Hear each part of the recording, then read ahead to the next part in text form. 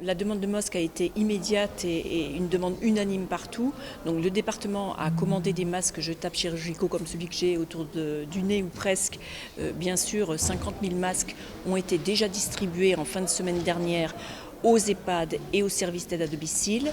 Mais nous avons aussi commandé des masques tissus homologués qui peuvent être utilisés 30 fois dorénavant et qui, eux, sont distribués au personnel, bien sûr, du département, mais aussi à des acteurs qui sont dans le champ de la protection sociale, les assistants familiaux, et aussi d'autres, aussi auprès des foyers d'hébergement ou foyers de vie pour les personnes handicapées, qui permettent à ces personnes d'être en tranquillité, bien entendu, parce qu'il y a ce phénomène aussi de peur que l'on a aujourd'hui et en assurance de ne pas être contaminé ou de ne pas contaminer, même s'il faut respecter impérativement, bien sûr, la distanciation sociale malgré le masque ou avec le masque. Donc tous les 15 jours, nous réunissons bien sûr par téléphone les acteurs du champ de la solidarité, ceux bien sûr de la protection de l'enfance, ceux concernant les personnes âgées et enfin ceux dans le champ du handicap.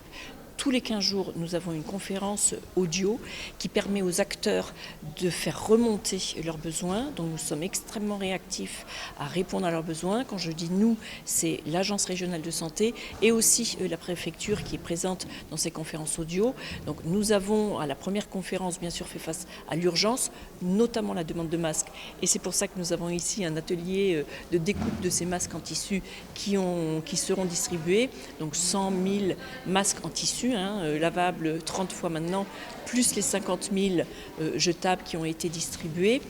Mais maintenant, dès la deuxième conférence, nous préparons l'avenir, le déconfinement ou bien les effets délétères, bien entendu, du confinement. Chez les personnes âgées, eh bien, la préparation de l'accueil de quelques familles maintenant qui peuvent aller voir les résidents sous l'autorité bien sûr des directeurs d'EHPAD ou bien dans le champ de la protection de l'enfance ou des personnes handicapées pour commencer à envisager que les enfants retournent vers les établissements ou retournent vers leur famille en sens inverse. Le conseil départemental est chef de file de l'action sociale dans le département, donc il co-organise avec l'ARS et avec d'autres structures l'action sociale départementale, notamment face à ce Covid, mais il est aussi là pour mettre en valeur ces initiatives locales que font les collectivités ou les associations.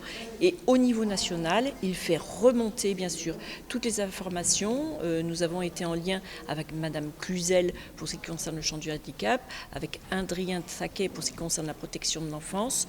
Et nous faisons remonter aussi des informations dans un autre secteur qui est le secteur économique, le secteur du tourisme notamment. Nous sommes un gros département touristique, donc nous faisons aussi remonter des informations afin qu'au niveau national, eh bien, on ait les bonnes indications pour faire évoluer les textes, évoluer bien sûr la politique nationale.